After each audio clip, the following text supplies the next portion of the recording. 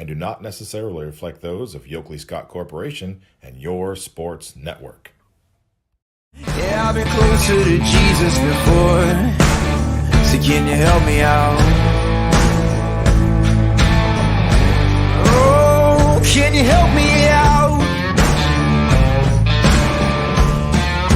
Am I on my own? Am I on my own? But can you help me out? Am I on my own? Am I on my own? Or can you help me out? Can you help me out? I've been scared to look in my soul.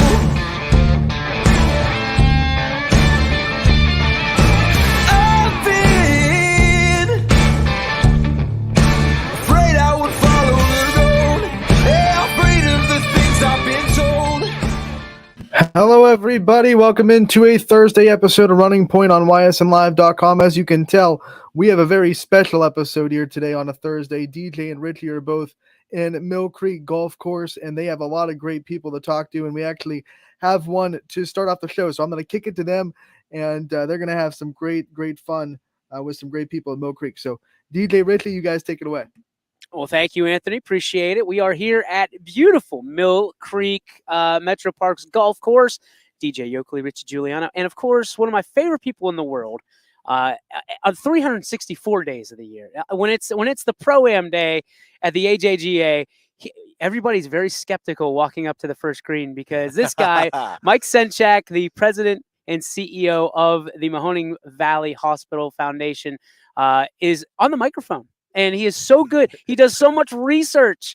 And then like stuff I don't even know about myself, apparently, that I'm a chicken farmer.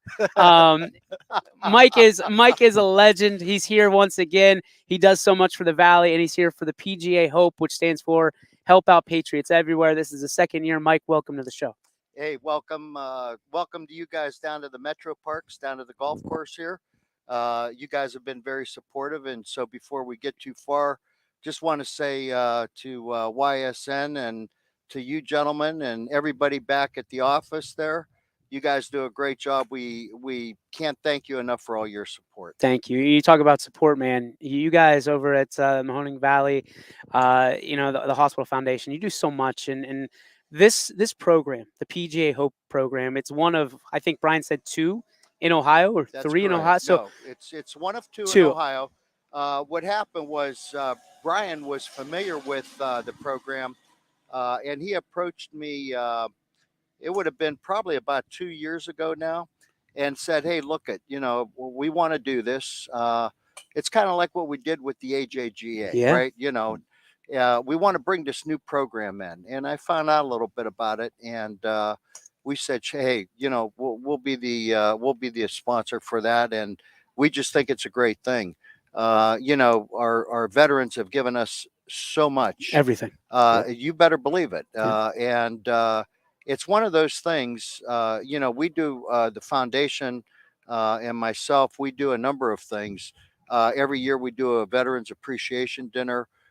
We help out the VA clinic with the food bank. I'm now involved with the new project with Carl Nunziato, where we're going to be looking at homeless vets that need food and working on a special grant for that. And then when this came up, it was a way of really saying, it just puts it to another level. Yeah. Where the vets come, they spend 3 great days. First of all, the one thing they hear is how grateful we are to them for everything that they've done. And then the second thing is that it gets them a chance to maybe reconnect, which a couple of these guys have, and, connect with people that they haven't seen from, maybe years and years, possibly from when they were in the service. Wow. And so you do that. And then again, Brian and Stacy do a great job. They do all the, the training. They do, we did 3 days with the vets. The first day was putting. The second day was chipping, and today was full swing.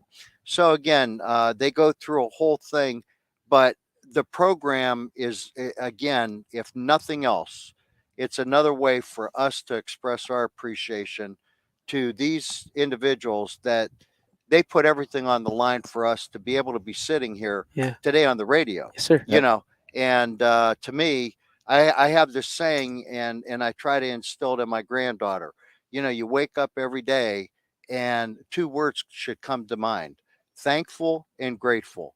And you know, when it comes to being thankful, when you talk about people we should be thankful for, naturally our families, and you know, we're blessed by, you know, the God Almighty Sure. and all that. But if it wasn't for our veterans, we wouldn't be here. Speaking a different language, I know that. You right? Right? Yeah. I mean, you've had a chance to go up and down the putting greens, and you've had a chance to go up and down as these guys working on their swings.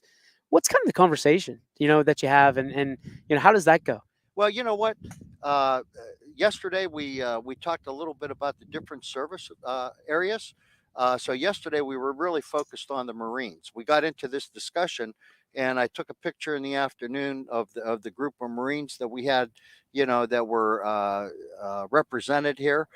Today, though, it was more about the golf swing itself. You know. DJ, you know, Richie hasn't been around me that long, Oh gosh, here we but go. but you have been, and you know, I my philosophy is life is too short. I try to have fun, Yep. you know, and bust chops. So today was more of that venue. You know, Freddie D out there talking about a swing. A gentleman I met yesterday, Albert. He's out there, and I was just blown away. And then I met a gentleman, first time I've ever met him, and I'm watching him and I'm thinking, boy, this guy's got a pretty good swing. And as you could tell, I'm trying to converse with all of them. And we got into a conversation, and he was telling me about when he was on a trip to Myrtle Beach, and you know, and about, you know, you only have so many swings when you get to be our age, you know. And I said, well, if you don't mind my asking, I said, how old are you? And he said 91. Oh my goodness. So this This gentleman was the here, guy right out here, wasn't yeah, it? Yeah. right, yeah. Wow. So this gentleman here, 91 years old, and he's out here, and he said, you know, he said, what a wonderful program. You know, in the sense that it you get the instruction, but it's more about the camaraderie. It's about being around people, and again, they've heard day in and day out, especially from me and Brian and Stacy. Thank you so much for your service. You guys get so much. Sorry, Rich. You guys get so much in the way of, hey, please help out, please help out. And your foundation. That's what foundations are there for. They're to help. What makes this one so special to you personally? Uh, for me, again, I think you know, uh, the history with Mahoning Valley Hospital. I started it in 1999, Yeah. and we were a not-for-profit. And because of some things changing in the landscape in 2008, we had to change. We had to sell it. And so when you do that, you know, you cannot, the way the laws of the state are and the federal laws, you cannot in any way ignore. You can't profit. So what you have to do is you have to go through a process of setting up a not-for-profit public foundation. I should say a private foundation. And so what we did was at the beginning we didn't know what we wanted to focus on, um, and we did two tranches of grants, 5 years, and now this is our second 5 year group. And so what makes this special is that when we kind of did an introspective look at ourselves during that first period of time, we said, what are some of the groups maybe we're missing? Yeah. And I said, you know what? We've really missed with the veterans. And so what makes this special is, again, just seeing how much joy something, what I think is pretty simple. I mean, you know, we we have a nice lunch every day. You know, we buy everybody outerwear, hats, Yeah. you know, the whole bit. But it's really about relationships and getting to know people and hear their stories. And it's wonderful. It's actually, you know, it's a lot like what you guys do, right? In your line of business.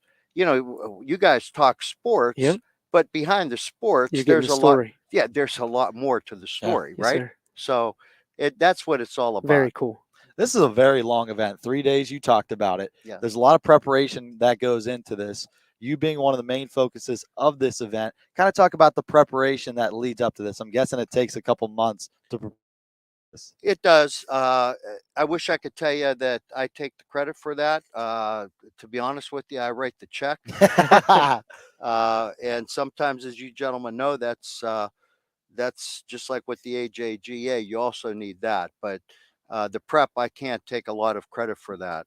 The prep really goes in by the Metro Park staff under the leadership of Brian. Yep. Stacy gets involved with a lot of that, but it starts out with looking at signing people up. Then, if once you get an idea of what your roster looks like, the outerwear that has to be ordered. You look around, and I really wish the visual was there to see the flags, and it is just magnificent. But to set this place up with all the flags and just everything so that people are recognizing our armed services, it's a wonderful thing. So that has to be put in place, and naturally the logistics, although because it's a smaller venue, the logistics aren't maybe as much as a bigger event like the AJGA, but you still have some logistics. So from a standpoint of a guy that's helped launch this part of it, and Brian and Stacy, we know they don't do anything second notch here Right. at Mill Creek. Where do you want this to go? Where do you see this in 10 years, whether who's involved, what's involved?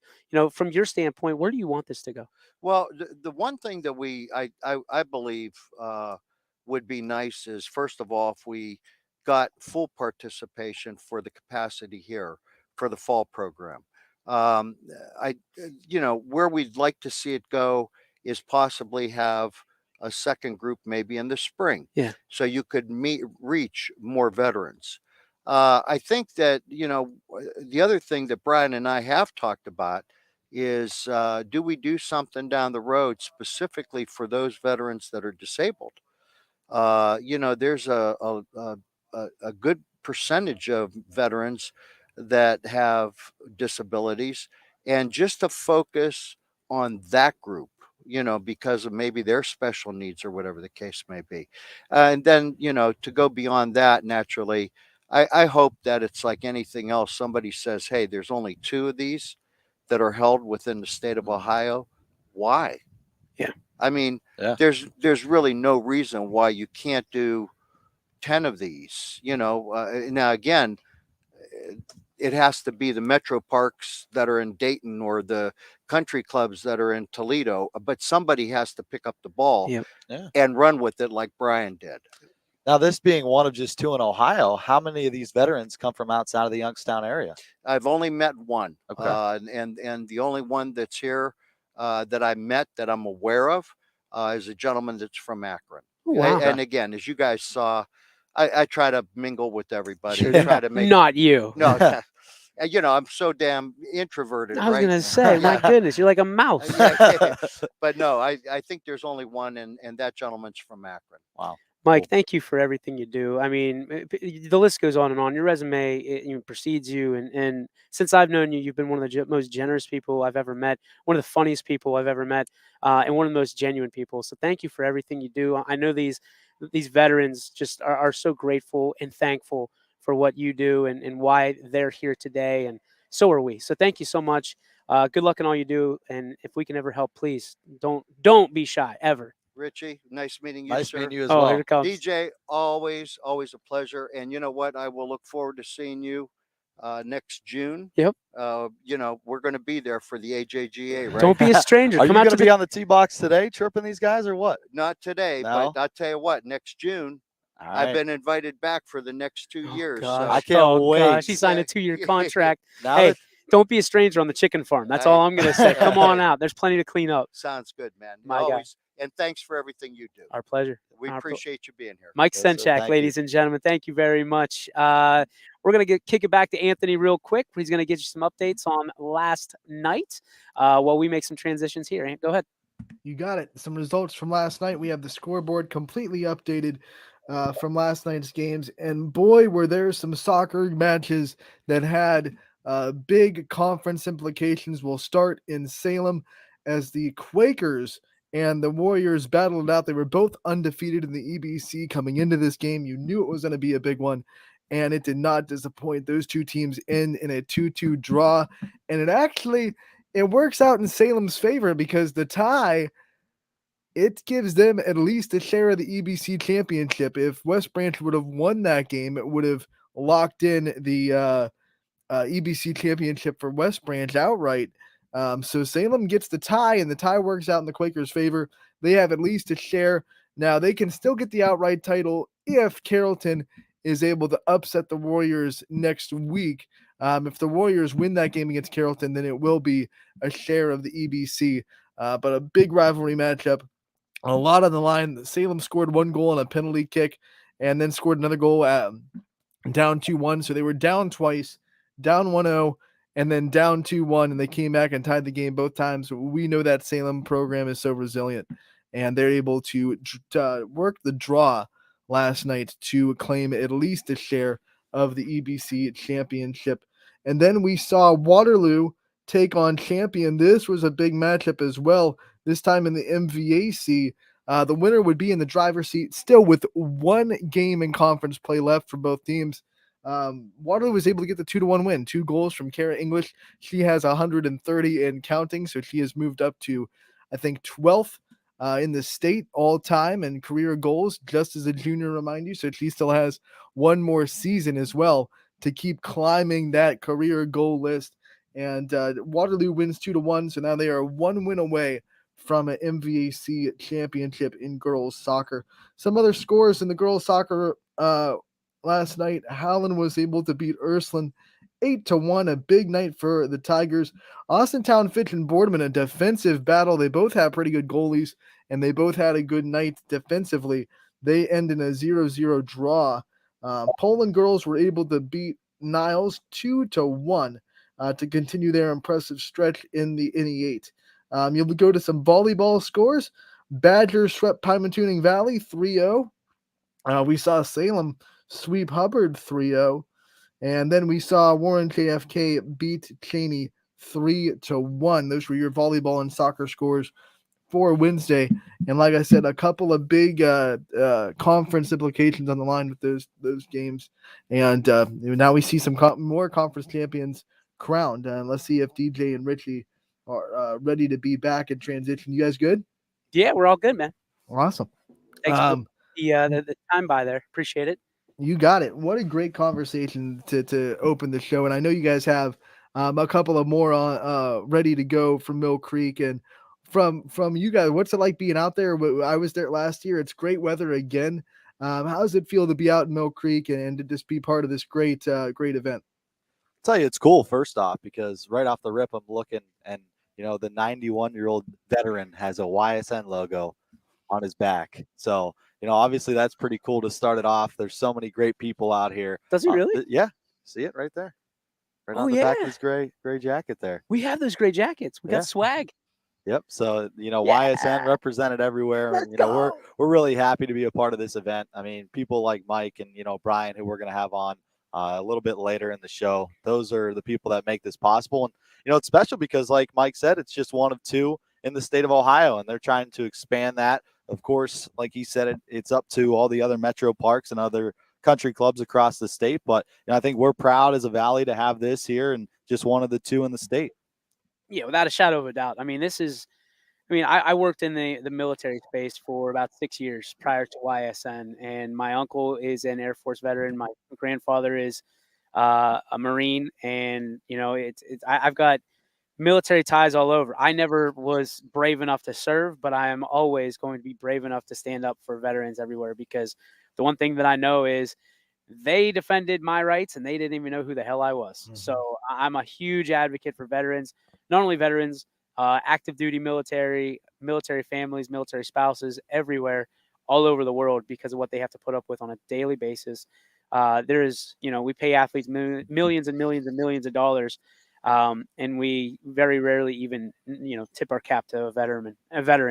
And it's a shame. It's something that should never be, but it's the way society is. And Not under our watch, man. We every time we can help a veteran or put a spotlight on a veteran or military family, we're going to do it. So very very excited for this. I'm happy that Brian invited us to be part of it. I'm honored and I feel privileged to be a part of it, as should all of us at YSN. And we'll do everything we can to shine a light on these veterans in this program to help grow it not only here but in America. Yeah, and the thing is, in America, it'd be really hard to find a family that isn't some way, shape, or form been affected by a veteran or have a veteran on their family tree that There are has served in a there are zero, Anthony. there are zero. There are zero people that should not want to be proud of our veterans Well, and yeah, I was saying like in their family tree. Good luck finding a family that doesn't have a veteran somewhere on that branch that has given sacrificed their time or their lives for our freedom of choice. And that's one of the things that I think is so cool because we kind of go and we're in a relatively peaceful era right now compared to World War II and World War One and all the horrors that went on back in the early 20s and the 40s and things like that. So sometimes we get numb to that, but then you look at anyone's family tree and you go, your grandpa was affected by it. Your great grandpa served in it, and you can't go anywhere, and you can't go anywhere in your family tree without realizing how lucky you are to be where we're standing right now. I agree with that 100%. I think that's a great statement, and I think that sports. I mean, we do the national anthem, which is great. You want it to be there, but like, it's because it's almost obligatory, to do it. Yes. We need to start looking. One of the greatest days in this country. I'm going to tell you straight up, and you guys might not remember it nearly as well as I do, but on September 12th of 2001 was one of the greatest days in American history because everybody came together and everybody was an American and everybody was pissed. And, the red, white, and the blue that we represent in our logo is not by mistake. It's not by just because it looks good. It's because this is the country that this company has been built on.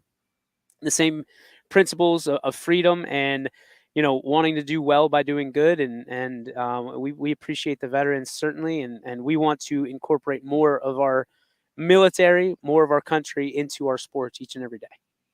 And yeah, I lost my train of thought, but great day, great event. Help our patriots everywhere. That's what hope stands for on our hats, and that's why you guys are out at Mill Creek, and that's why we're having this special show on Running Point um on a Thursday. You alluded to it. Brian will be on a little bit later, and I'm sure he is excited to not only talk about this event at Mill Creek Park, but also talk about the local golf results in the districts and the sectionals that have happened in the last week. We have golfers golfing in districts right now. We have Waterloo out there golfing. We have Division II golfing. I know the West Branch girls are competing right now as well. So we are trying to keep up to date on those scores as they go on, so we can try to stay as updated as we can on our golfers that are competing in district runs to try to punch their ticket to state. I know we talked to a lot of golfers yesterday, and me and Richie were talking off the air. Like, districts are everyone else's regional because you go right from districts and you qualify for state. So these golfers are fighting for the top 3 team spots and the top 3 individual spots, and that's it. So if you do punch a ticket to state, you've earned it.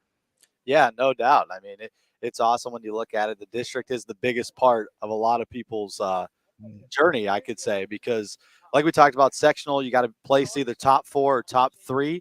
And then to get to districts, you're facing the big dogs. So I think we're going to have somebody coming on here special. Yeah, should we kick it over back to Mill Creek and bring someone on? Are you the 91-year-old that was piping it down the fairway? You're amazing. Where did you sit? Yeah, it sounds like I'll full screen that. It sounds like DJ and Richie are going to be setting up another great conversation for us on Running Point. As we go along, I'm going to pull up some of the live results from Waterloo Golf. They do a great job of running a social media page and keeping us updated on how their golfers are doing. We know that Trevor Simons is golfing as well in Tannenhof in the D3 district tournament. They are even through 2. Noah is also golfing as well for Waterloo. Remember back when to in sectionals they shot a 329, and they came up just short as a team to qualify. But Noah Hughes and Trevor Simons both shot 79s to punch their ticket to district. So they are golfing. As far as we know right now, they were even through 2. That update came a couple hours ago, so they are probably well through their round. We wish them the best of luck, and we also wish the other golfers in the districts the best of luck as well. I'm just trying to see if I can find any other scores. But yeah, district golf, big time, and it looks like are we getting someone, boys? No. Oh, Gino's okay.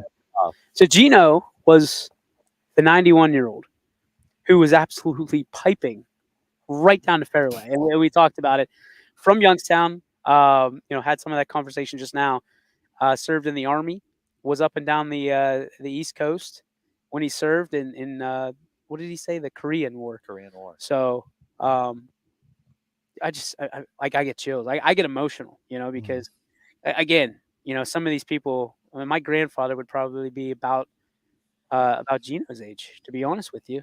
Served in that war, and it's I don't know. There's sometimes there's just no words for situations like that, and people that gave so much for so little recognition, especially back in the day. I mean, when they'd come back. People, Vietnam, people were not happy about that, and I don't have to give you a history lesson here, but at the end of the day, it's we owe veterans, military, everything, because they sacrifice everything in some situations to make sure we have freedoms to talk about the stupid, dumb stuff that we talk about sometimes, like fillet of fish. I have no idea what was going on. I came on before the show, and like DJ and Richie are both singing that old Good. old commercial hymn that give me the fillet of fish. I was like, what is going on down at Milk Creek? If you don't know, you don't need to know. Yeah. All right, that's it. Then that's good. It's good for me. I'll accept that. No, but Gino was talking about this being one of his favorite events of the year. And, he's a Youngstown guy. So there's only one guy here. And I don't know if you heard that when we were talking with Mike, one guy that's from the Akron area that's not from Youngstown. So hopefully we could see an expansion of this around, the northeastern Ohio area. Of course, our coverage, maybe something up near Cleveland. They're looking to do another spring event here at the Metro Parks as well for a lot of these veterans. And, you can't ask for better weather right now. It's 60 degrees out here. You never know what you're going to get on October 6th, right? It could be either 20 degrees, cold, windy, or it could be like this. It's beautiful. A lot of these veterans are able to come out and wear their shorts, be comfortable, wear a nice polo without wearing a quarter zip. So, the spring, of course, would be nicer weather where it's sunny and hot and more comfortable, but you can't ask for anything better here today. It's a little bit of overcast, but you know what? It's not hot. You can tell the idiot that didn't tune in at Storm Tracker 21 before he came because he's got hoodie and jeans on. That's this guy. This is right here. Hey, when the sun goes behind the clouds and the wind hits, you'll be the smartest guy at the course. So that probably will never happen. Golf courses, you never know when that wind's gonna hit. It has that open lane; it can really shoot a gust right at you. So maybe it will. Who knows? Gino is looking like a professional right now. He's got his own caddy, carrying a bag for him. He's getting ready to go. He's looking at his counterparts right now and saying, "You're sizing them toast." Up. He's sizing your toast. They probably beat all of us anyway. Oh, 100%. They hit him straight from what we've seen on the driving range. They hit him a lot straighter than we do. Listen, we owe Brian about $100 million for as much YSN stuff as he puts on all these people. Yeah, they all have YSN on. I'm so proud of that. That's I'm excited, but man, I can't. I'm not excited for that bill because he's got one day he's just gonna be like, oh, by the way, here you go. All right, time to pay up, pay the piper. Richie, you were talking about the growth of it and what they want out of it. This is just the second year, and I know Brian was talking about it, when he was preparing for this event a couple months ago, and they really filled these spots so much quicker this year than they did last year. So you can already see from year 1 to year 2 just the exceptional growth that it has had.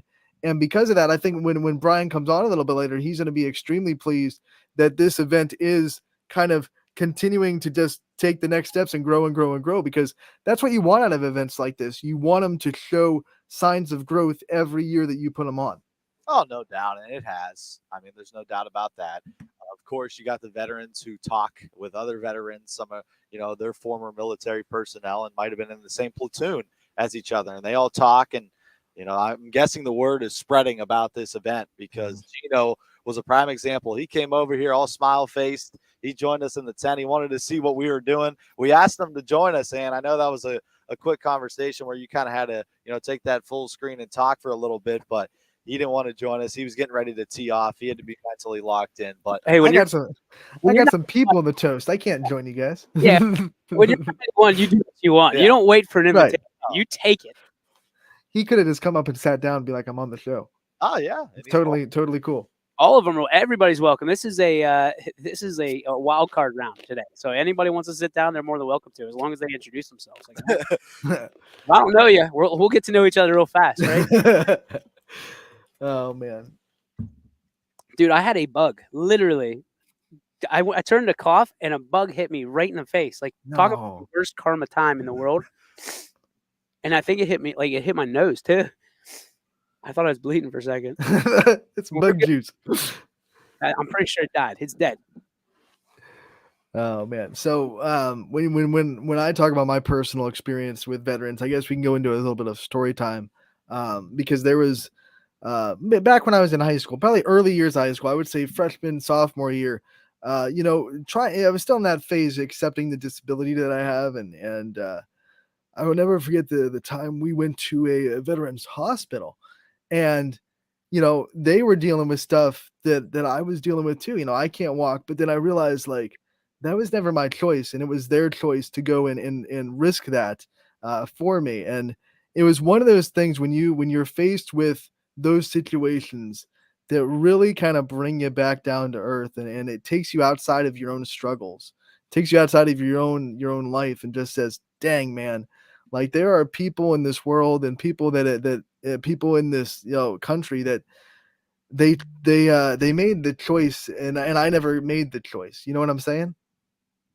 No, 100%. I'm surrounded by that every day. My stepdad was in the Marine. My stepbrother was in the Marine. So those are two guys that talk about, obviously, when they're together at the dinner table, some of the things that they've been through in their life. And, my stepbrother, who spent a long time in Japan overseas, and he talked about the challenges of that, being away from home and, being isolated on that base kind of by himself, just with his former Marine men. But there's not much to do over there, of course, when you're isolated on a base. You can't leave. So there's definitely a lot of challenges and risks that these Marines and Army men and everybody go through to support us and to keep us safe here back in the homeland. So we do appreciate everything they've done. Like you said earlier, I think everybody has somebody in their family that they could look at and say, this person served for me. I don't think there's one family across our nation that doesn't have that. What was cool for me is when I go back to, again, the previous life that I lived as a national military advertising specialist, whatever you want to call it. I was selling advertising for a military in the military space. So I had the opportunity, the extreme privilege of sitting and eating and introducing myself and meeting the Joint Chiefs of Staff, all of them. And as a civilian, I didn't know like who I was talking to, right? Because like as grandson of a Marine, yeah, I never had ambitions to become part of the military, but like I met the highest of the high in the military, right? You're talking the Joint Chiefs of Staff, the people that the president goes to whenever we're in wartime and says, "What do we do here?" And they go, "Here's the football, sir." Like that, those are the people. And to hear some of the, I mean, nothing was like high detail, but to hear some of the stories, and they speak about their people, their men and women that served under them with such conviction. Because when you're a leader, that's what you do. The leader is going to get all the blame. The leader is going to get all of the praise. But it's the people that he or she surrounds themselves with, Mm. that are there. And as we look about, I don't know, say 50 yards ahead of us, there's a group of men right now, veterans, sitting around a table. And as much as I would love to go over there right now and just listen to their stories, Mm-hmm. we don't belong at that table. You know, like that's a ticket that I was not willing to punch, Mm-hmm.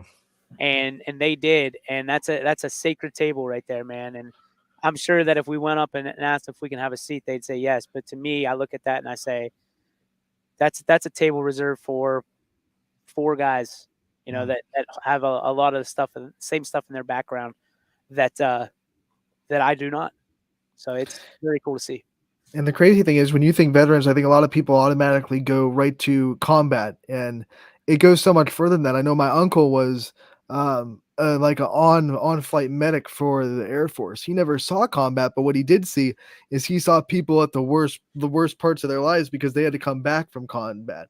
So there are so many things that go way further than just, hey, I saw combat, because there are so many other things that people in the military can do, and everyone has their own struggles from dealing with that kind of stuff. And I think that's one of the cool things too, to bring the light when we're talking about veterans, is like, yes, we definitely honor those people that went into combat bravely, and you know, were able to have that kind of bravery, but it goes way beyond that. And there are so many more other people that use their own talents and own skill set to help the military in other ways that go beyond the actual act of combat. The military is not always about war, and it's about Right. strategy. It's about learning. I mean, people still do go to the military over colleges because Mhm. you know there's things that you can't learn. They're hands-on experiences you won't be able to learn in a book, or in a classroom. So it's, to me, it's these people. Yes, they sign up, and sometimes they have to sacrifice their life and sacrifice a limb. Which is huge, right? It's huge. But at the same time, veterans will tell you it's that's not the reason they sign up. They sign up for, the opportunities to travel, to to have a career, to have because they're passionate about the military in general, not because they're passionate about picking up a weapon or dropping bombs on people's heads or things of that nature. I think that it gets misconstrued in the media. Right. And we're not here to do that. We're here to speak truths. And, a lot of those guys did have to go to war. And that's an unfortunate part of what the military has to do. You're fully aware of that when you sign up. And to be honest with you, that's 100% of the reason why I didn't sign up. It's during the time that I graduated high school, it was, 2 years after 9/11, not even. So, you knew when you were going in the military where you were headed. And a lot of my friends went. And I said, I can't do it. Like, that's not me. I'd rather be throwing baseballs and reading books. But I admired so much. And a lot of those guys are still my heroes today. One of my friends came back, and some of them didn't. And, it's a tough fact, but it's one that, by doing what we do here at YSN, I feel like we honor the memories of some of those guys that I miss so much and mean so much to me and lost their life fighting for our country. So hopefully all veterans feel like that when they see our logo and it's red, white, and blue. Let's take a quick break. When we come back, we'll have more from Mill Creek Golf Course and the PGA Hope Foundation. 21 News delivers the news as it happens, using the latest technology from where it happens.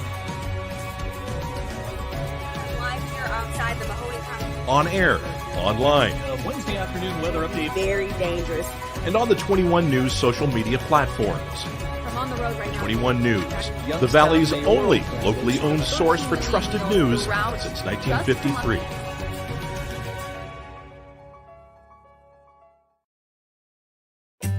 As fine as the eye can see, the finest hardwoods from the finest trees. Made for your home and within your means, Baird Brothers will help fulfill your dreams. Let life and light come shining through in quiet morns. And heavy traffic, too. Find your easy-to-afford fine hardwood floors and doors and more at BairdBrothers.com. Every customer has a story, and at Greenwood Chevrolet, we are committed to making sure it ends with you in the right vehicle. I get to be part of somebody's adventure, whether it's buying a car for the first time, helping them get approved, or finding the perfect car for their budget. I'm proud that people trust me with their finances. They trust me to take care of them, and they trust me with their story. I'm Tracy, and I'm ready to go the extra mile for you, only at Greenwood Chevrolet.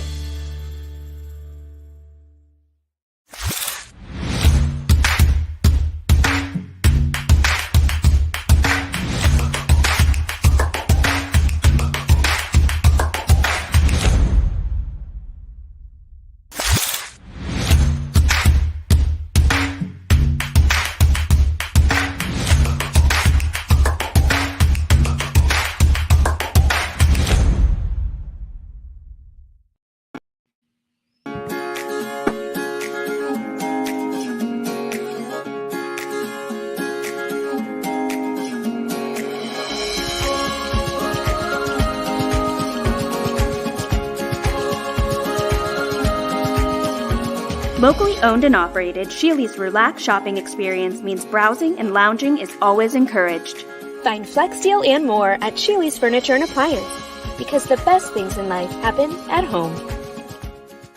How lucky are we to have not one, but two 18-hole Donald Ross Championship golf courses right here in our backyards. Mill Creek Golf Course was selected by Golf Week as one of America's 30 best municipal courses, continuing to challenge golfers of all levels and featuring golf instruction by PGA professionals, a state-of-the-art practice range, a PGA of America recognized pro shop, kids programs, and a relaxing grill room for a memorable golf experience. For more information or to schedule a tee time, visit millcreekmetroparks.org. Fall is in the air. The kids are back to school, crowds are cheering for the home team, and Myers Family Insurance is prepped for another crazy Medicare season.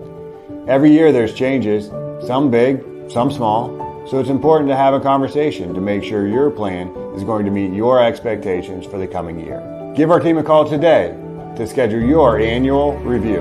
For all your Medicare needs, call Myers Family Insurance or visit us on the web. Check us out online at myersfamilyins.com.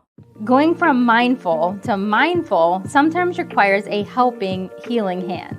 Insight Clinical Counseling and Wellness offers a continuum of mental health and wellness care. At Insight, we're changing the way you receive counseling and wellness services with experienced licensed clinicians and expertly trained wellness staff. With 4 locations in Mahoning and Columbiana County, along with telehealth services, Insight offers clients quick access to care when they need it.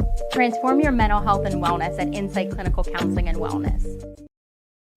Welcome back to Running Point on ysnlive.com. Anthony Hartwig with DJ Oakley and Richie Giuliano live from Mill Creek Metro Parks and the PGA Hope Foundation event that is being held down there. Richie got a new hat. I like it. Usually hats don't fit me too well, but it looks good on him, doesn't it? Look bad. Oh yeah, let's full screen. I think it looks pretty good. There you go. Yeah, look at that. Model it. There you go. Vogue it. Take a little shot. Take a little screenshot. Boom. And we got one for you, Anthony. So awesome. Just so we're on the same page here. We don't want you to think that we left you out. No, we're good, man. Richie did take your medium shirt though, so you're out of luck. I did take that. Sorry. Sniped. It's the only medium. That's all right. Richie, you've earned it, bud. You're out there. You're out there in the elements. On his day off. His element. 60 to 5 degrees out here. Under a tent. It's probably colder in my house, actually. My mom likes it cold. I'll tell you that. Your mom's like 30 pounds soaking wet. I know. She has no fat on her body at all. I don't know how she lives with it cold. I think she likes wearing like the thick layers. You know what she is, Anthony? Cold-blooded. Cold-blooded. No, and then like my dad is the exact opposite. He'll have the house set at like 75, 76. 76.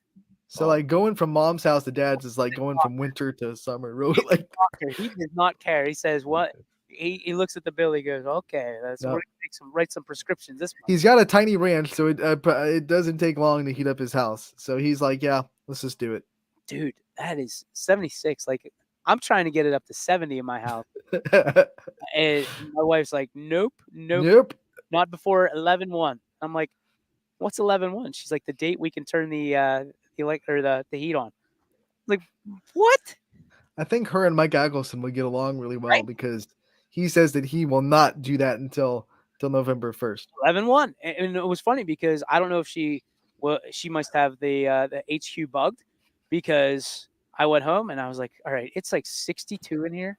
I am turning it up. And she's like, because we're sick. Right. I'm more sick than the rest of them now, but it started out the other way. They were all sick, and I was the caretaker, right? Who am I kidding? Sarah's still the caretaker. But I was running from all of them because they were all sick, and now I've got it, and I'm like shivering the other night. I was like, it's 63 degrees in here. I'm going to start a fire or turn on the electric furnace. And she's like, not till 11-1. What is wrong with you, woman? What is wrong with you?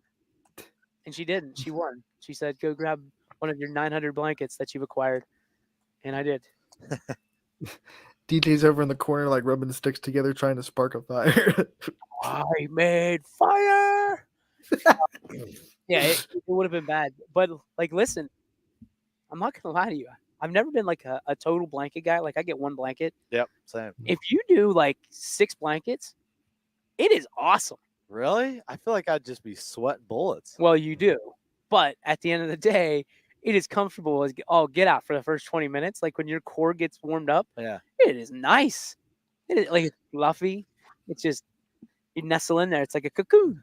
Yeah, that's one of those things that can instantly put me to sleep. Like when I'm cold and I get a blanket to bundle up, it's like, Anthony's gone. Are you guys fan guys? Like you have to have fans on? Summer. I got one on right now. Sure. Yeah. No, not during the winter. No, I can't. I go fan when I sleep, but other than that, Oh yeah. turn it off. You gotta I like being a little bit cool when I sleep because I gotta have the blanket on. I can't sleep without it. So if it's anywhere close to warm and I have to put a blanket on, it's not comfortable. There goes Gino. There he goes. He's ready to roll. He is ready to tee off on the first hole. Something that I took away from that interview with Mike, I didn't understand that, this event, they get personal advice from Brian, Stacy, the entire crew here. Obviously well-deserved. Yes, and all of it's included. So, they started with putting. What would that have been? Tuesday. Yep. Yesterday was more swinging, and today they're getting out there and they're getting some full swings and they're playing. So, the instruction that they give to these veterans is awesome. Obviously, they're all grateful for it, for what they did for our country, and that's something I took away. I didn't understand. I thought this was an event where they could come out, they could play. Of course, they're playing for free. They get to access the beautiful driving range behind us, but I didn't fully comprehend that they were getting lessons included with that. They have nice sit-down lunches where they all gather together and they eat lunch. And of course, they don't have to go to any hotel because the majority of them are from the Youngstown area. So it is a great event for a lot of these veterans to come out, spend a full day, and just have fun and enjoy. And 2 years in a row, the weather has very much cooperated. I remember we were there last year, and it was like the week before it was starting to get cold. And I think when we showed up at Mill Creek last year, it was like, well, we can be in t-shirt and shorts because this is nice. It's like 72, and we were all there in very comfortable weather. And we told Brian, hey, the universe is looking kindly on you. And it does it again with great weather today. The universe always looks kindly on Brian. Let's not like one take Tolnar always has the universe on his side. He has it on lock. You know what I mean? Like he's always. And this is what I admire about Brian and Stacy so much is they're always ready. And I'm like not always ready just for like what they planned on. Always ready for the elements, the opportunities, when stuff goes wrong, they're ready. And at the drop of a hat, we can be like, hey guys, we're coming out. Okay, we're ready. Come on out. Like, how did you know? How are you ready? Like, we're not ready. How are you ready? Oh, I saw it coming. I looked on Storm Tracker 21. I knew you guys were coming. But no, I think that, Brian, if you know Brian Tolnar, he's not just a guy who sits there and when the camera's on or when the red light's on, right? When the red light's on, when the red light's on, he's somebody, and then when it turns off, he's somebody else. He's a guy who he wants golf to be better here. He wants golf to grow in this valley, in this region, in the state, in the country, and he understands that it is going to take more than just him to do it. And he's been trying over countless years to push it to the media and partnership with the media and do some of the stuff. And, everybody's too busy. And that's and he'll never complain about it. But we realized what he was trying to do very quickly. I mean, he came on with, thank God for Poe in that sense is he brought Brian on, he brought Brian to us. And, even after Ron left, it's a situation where Brian still believes in what we do. He is a avid viewer of YSN and proponent of what we do. He watches it every Friday. He sends me text messages every Friday of him watching it, and loves what we do. And ever since we've started Tonar's tips and things like that, it has been I don't want to say he's raking in the dough because that's not the right terminology, but he's been educating and growing the game exponentially, through our valley to the point where it's got hundreds of views, on YouTube and even more on Facebook and even more on his shows. So, we owe Brian Toldar and the whole group here at Mill Creek a ton. And I think we speak on behalf of not just YSN, but in this entire area, because if Mill Creek Metro Parks and Mill Creek Golf Course did not exist, can you imagine all the things that we'd be lacking right now? Right. I can speak, like, Brian has helped me so much just to understand the sport of golf, and I think he has made our coverage of golf in the high school world so much better because we can interview kids. Me and Richie kind of understand. We can interview kids and ask slightly more educated questions than we would before Brian Tolnar came into our lives. And we can when we write stories, we can use the right wordage and things like that. So I think he has also just given us an avenue and given us a resource to really help us empower our coverage of high school golf. No, there's no doubt about it. I mean, before talking to Brian weekly, I didn't pay too much attention to the local area for golf, and now I got 6 tabs up on my computer ready to go, trying to follow along. There's so many golf teams around this area that have performed well in the past week. Boardman, we talked to 2 of their golfers and their head coach yesterday. Both of those golfers, and Sophia Rivera, who was our greatest golfer here in Youngstown, and Zoe Fick Mills had 2 of the best scores all around in that sectional. And then we also got the chance to talk to Muckleroy from West Branch yesterday, and she's a 3-time district qualifier. So very cool for her. And, I don't think a lot of golfers get to say that around this area. She's trying to be the first one ever to go to state for the Warriors. Yeah, and I think what she was most proud of when we were talking to her yesterday is the fact that when she was a freshman, they didn't have a girls team. She just kind of went and competed, as herself. But now they have enough to bring a team to the district, and that's what they're doing. They not just qualified her, but they were able to qualify as a West Branch girls golf team, and they even did it without their number 2. So that tells you how much that program has changed and grown in just the 3 years that she's been in that school. 100%. And when you look at her score, she shot a 94 on the front and the back. So she said, obviously, that she's got some more improvements that she has to make, especially with the driver. But it was fun to talk to all 3 of them because they all 3 had different strengths and weaknesses to their golf game that they wanted to improve. So, I can't wait till Brian comes on and, we get to talk about some golf, talk about some of the players he has seen, because Mill Creek, fortunately for a lot of these schools, is their home course. Boardman, right. Prime example. We talked to Rivera and Fick Mills about it yesterday. They know this course like the back of their hand. And, even though it's very challenging on the front, this is where they shoot their best scores because they're playing it constantly. Yeah, Sophia Rivera was just like casually like, yeah, I got an eagle on 7. Yeah, and I was like, well, good for you, because I've never gotten better than a par. That's not true. We were eagling here. That's a team score. Oh, well. I wasn't hitting every shot at that point. Well, that's true. I don't know what that guy's carrying. What is that thing on the back of there? It looks like a jugs machine. That's a giant leaf blower on the back of a trailer. I just realized what I'm going to do. After YSN is no longer, like, after we sell the company, Richie and I are just going to become dudes on a golf course. Like, not golfing. Just not golfing, just people watching. Yeah. Let's just hang out, drink lemonade, drink some tea, and just tell people, nah, you're letting your hips through too soon. That's all I'm going to do. Bring your dog, Ant.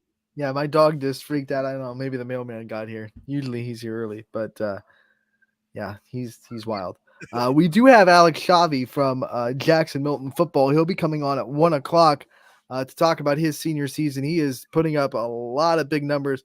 Completion percentage above 69%. He's thrown for over 1,300 yards so far on the season, and he's helped Jackson Milton lead to go to a 5-2 record so far.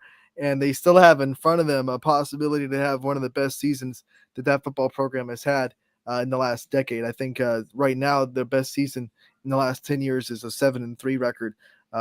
Back in 2019, because they were coming off that year where so 2019, 7 wins for them. And then so if they get 8, if they're able to win out this year, they can lock in one of the best records the football program has had in definitely the recent future.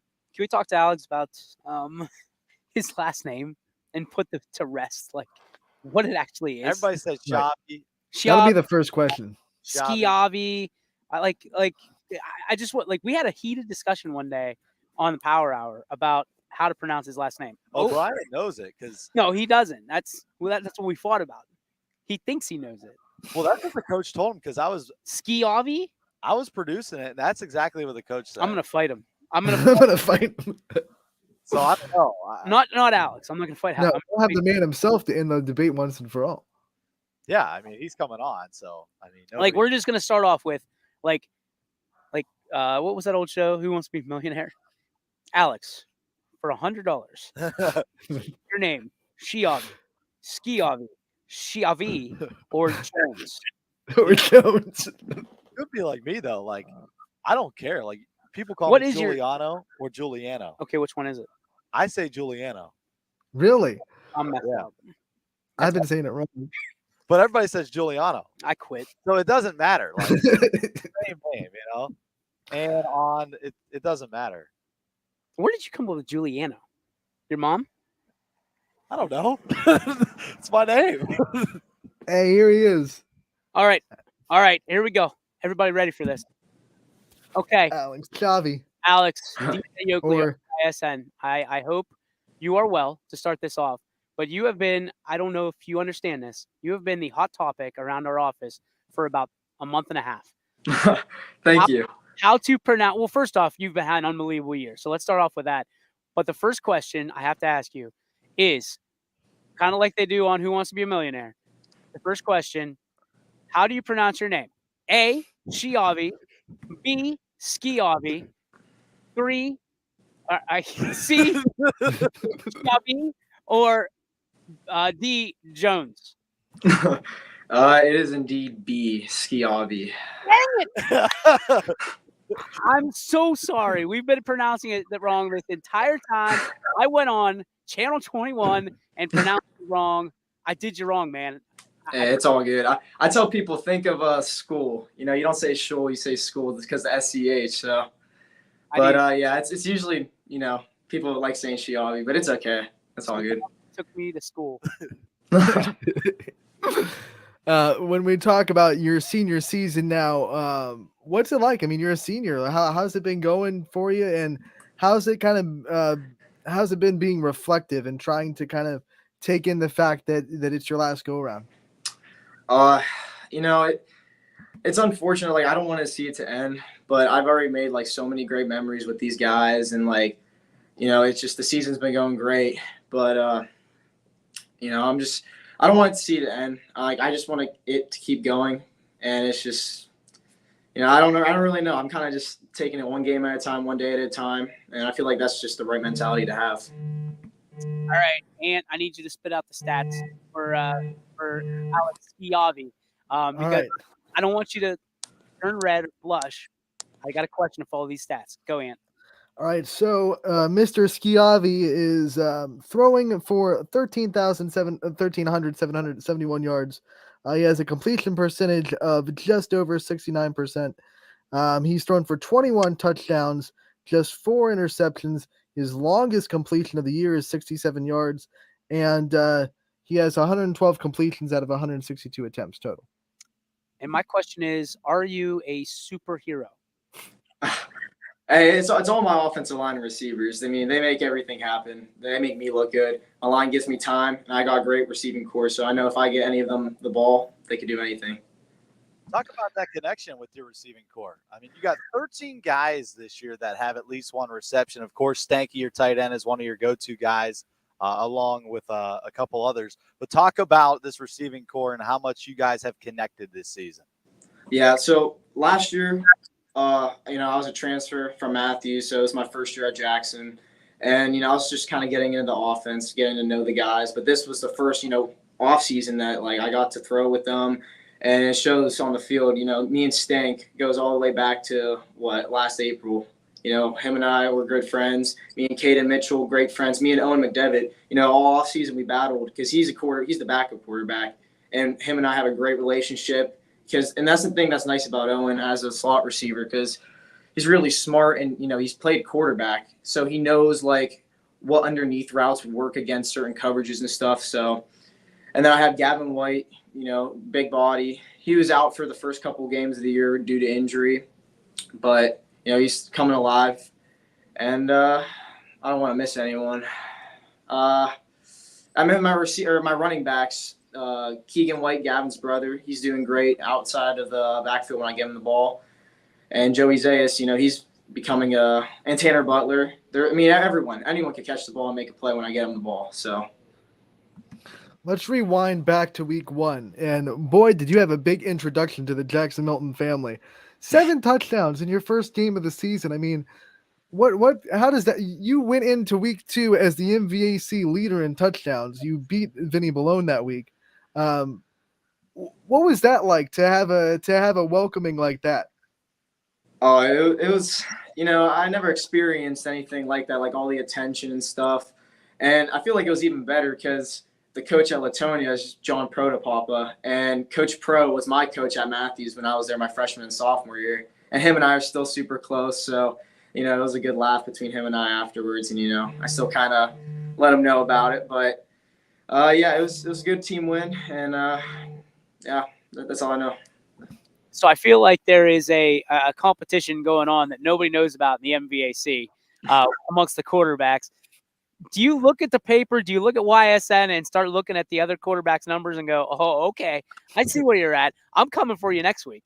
You definitely, I gotta see what my competitors are doing. But I'm not really a big stat guy. I kind of just see, what they do, and what their team does. But I know what the other guys are doing. You guys have a chance to have one of the best seasons that Jackson Milton football has put together, especially in recent memory. What's that mean to you guys to really build on this program and to build foundations of a program that should be successful for years to come as well? Oh, it means the world to us. We want all these kids that are coming up to play for Jackson Milton to see, what it's supposed to be like. We want to build a tradition like all these great schools around us. We want, when people are talking about great schools, especially small schools, they want to talk about Jackson Milton. That's what we all want. So it means a lot to us, and we're putting the work in, and we're going to keep trying. After a tough season last year, there had to be a lot of adjustments in the offseason to get things rolling. For you as the quarterback and as a leader, what are some of the things you did in the offseason to get this team to where it's at today? Well, I dedicated my offseason to getting bigger and stronger in the weight room. I actually gained around 20 pounds of muscle. And, I wanted to get faster, get a stronger arms, and then getting bigger was part of that was so I could take hits.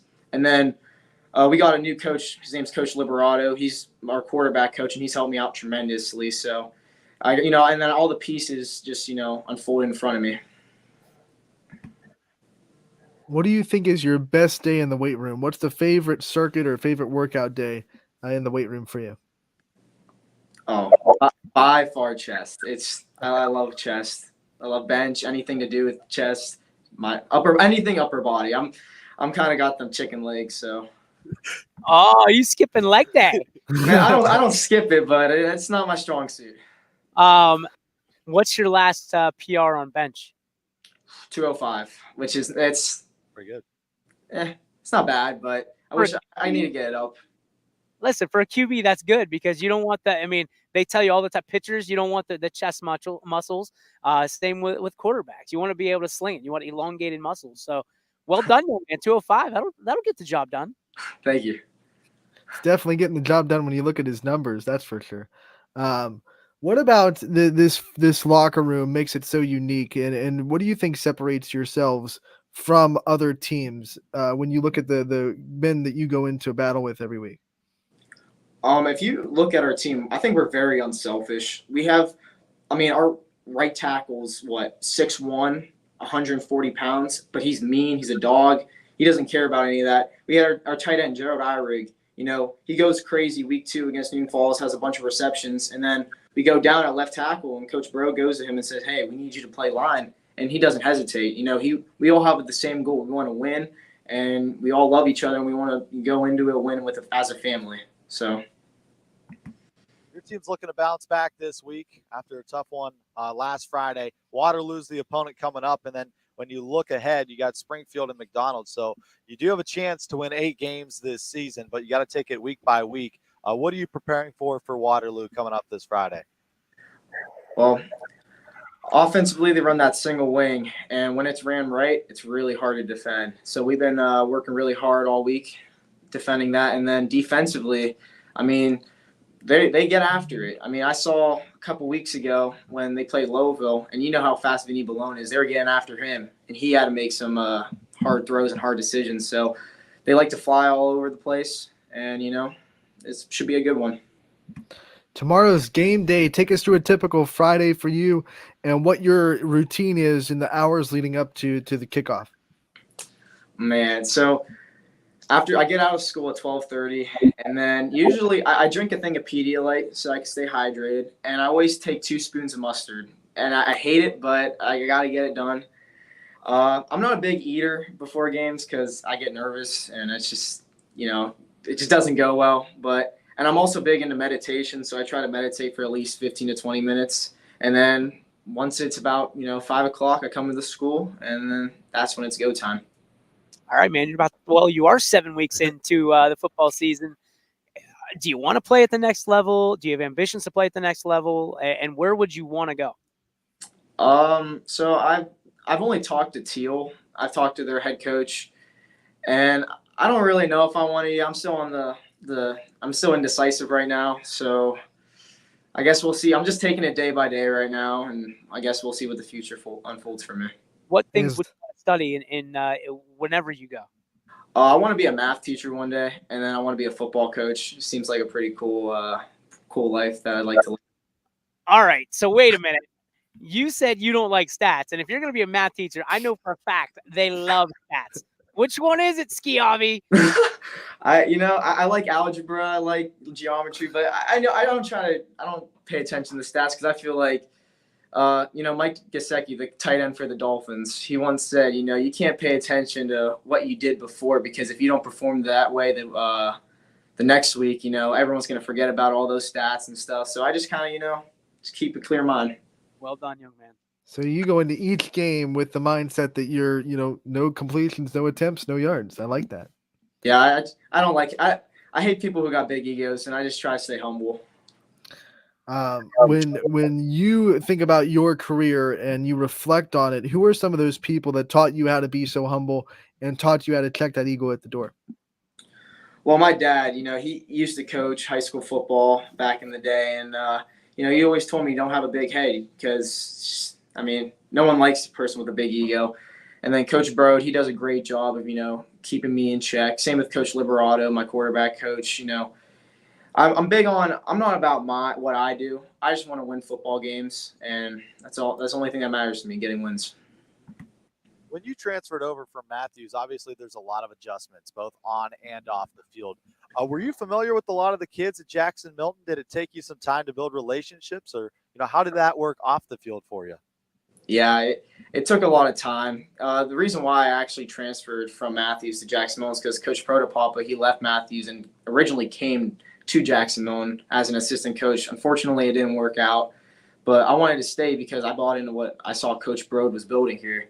So I just kept that, I trust the process. I stayed through it, and, it took a minute, but we're there. I like to say.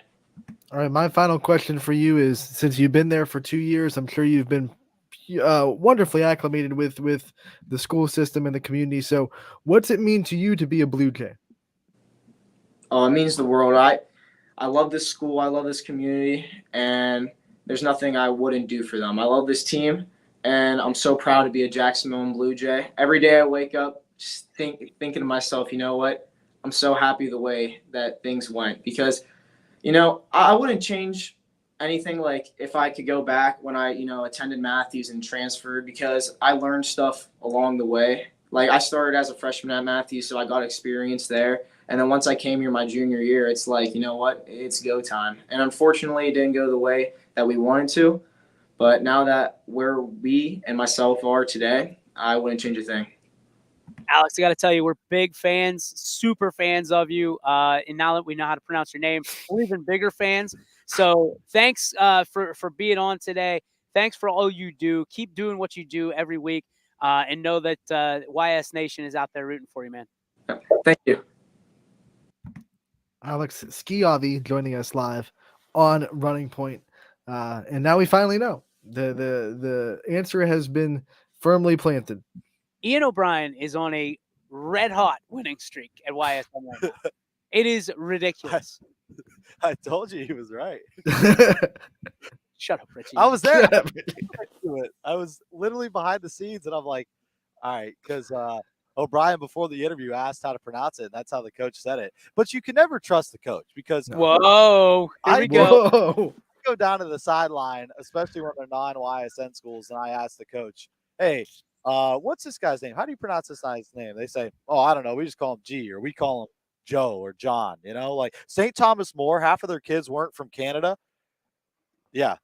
So their football team, half the kids weren't from Canada, and the coaching staff did not know how to pronounce their quarterback's name. Bishop Sycamore, all over again.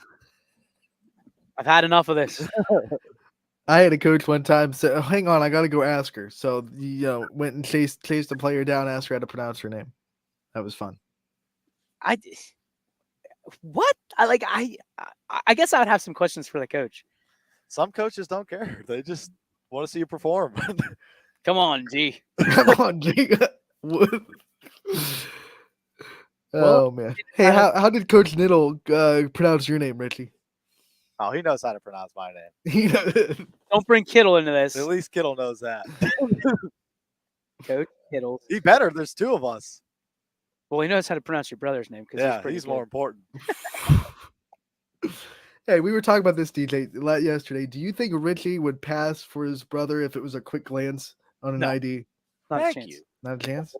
Well, Anthony, you're blind. Like I said quick glance. I said if you looked at it for long enough, you'd be like, no, that's not him. But like a quick glance, with both eyes like this, maybe. Like, they don't sound the same.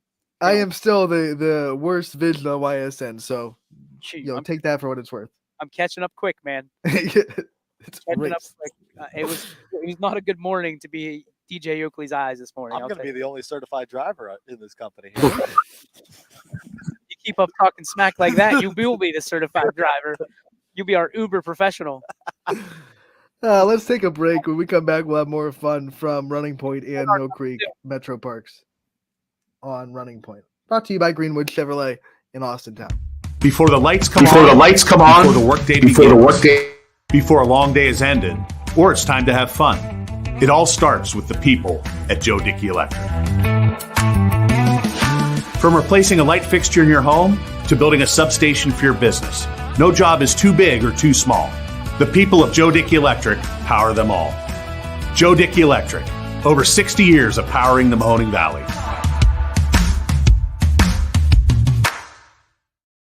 Why choose local? Because you live here, work here, learn here, relax here, and celebrate here.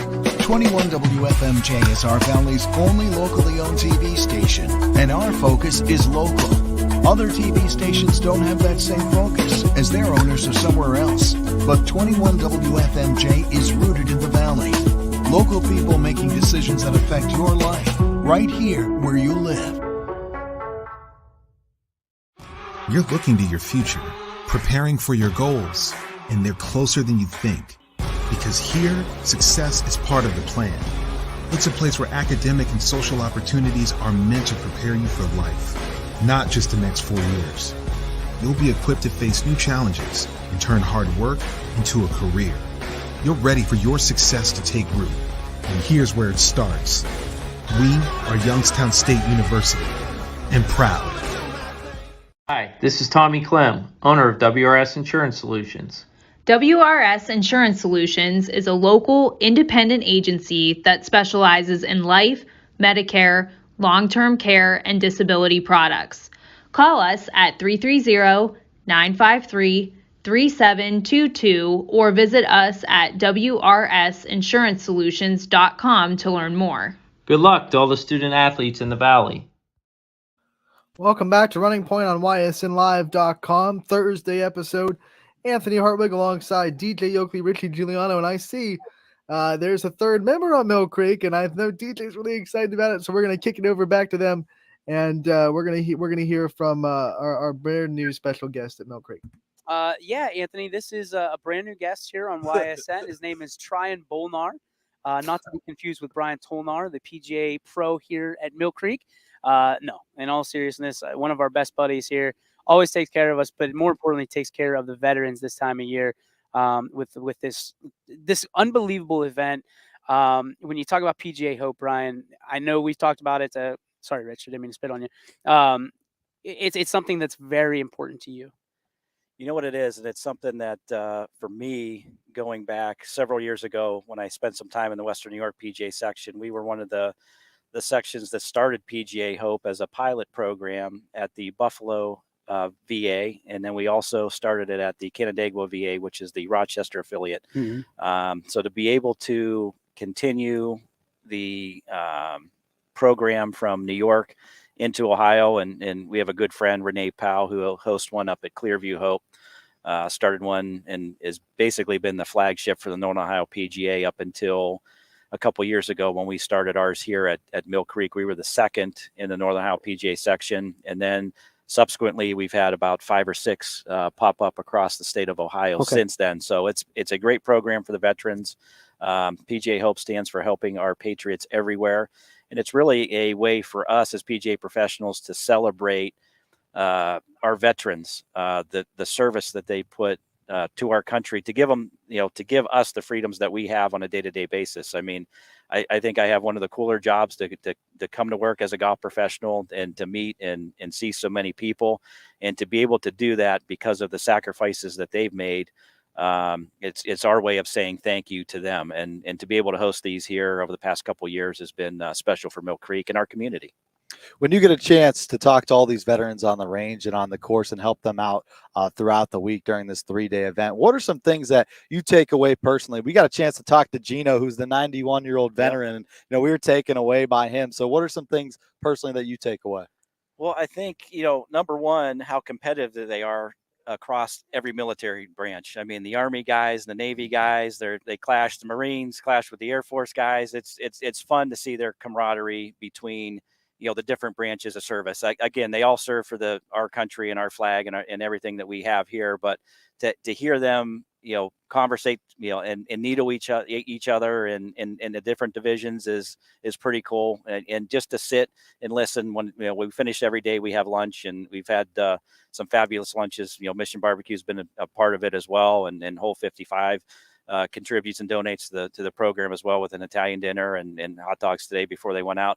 But just to sit around the table and listen to the stories, and listen to guys that were in the same division 15, 20 years down the road, to say, hey, I was stationed up in New Jersey, we were in that same division, but we were about 10 years apart. It's pretty darn cool. When we talked to Mike, I asked him, what is the vision for this years down the road, no matter who's involved, what's involved, what's the ultimate goal? What do you want to see?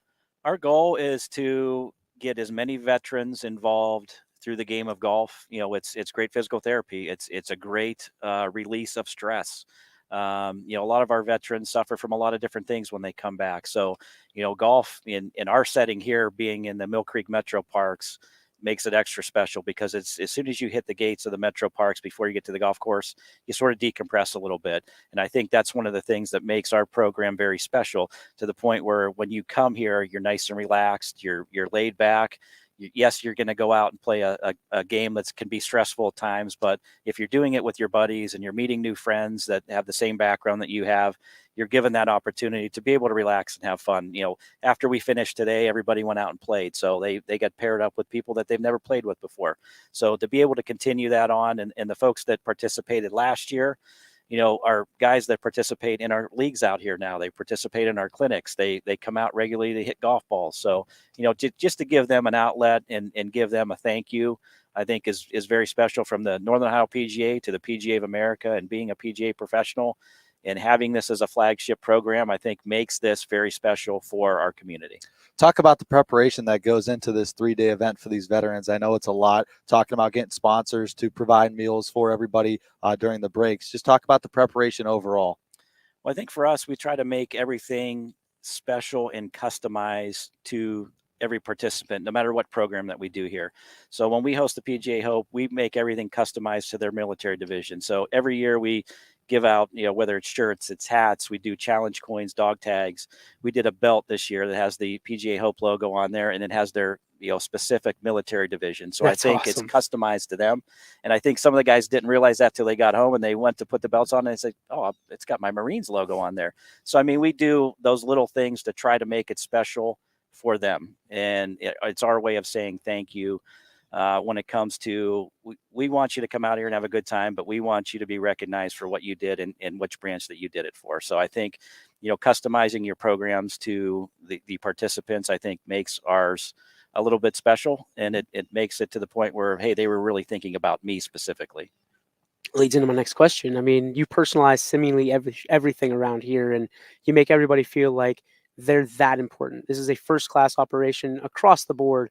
How important is that? And I know it is to you. So explain why it's so important, I guess, to you, why you personalize everything and kind of put that extra touch on it.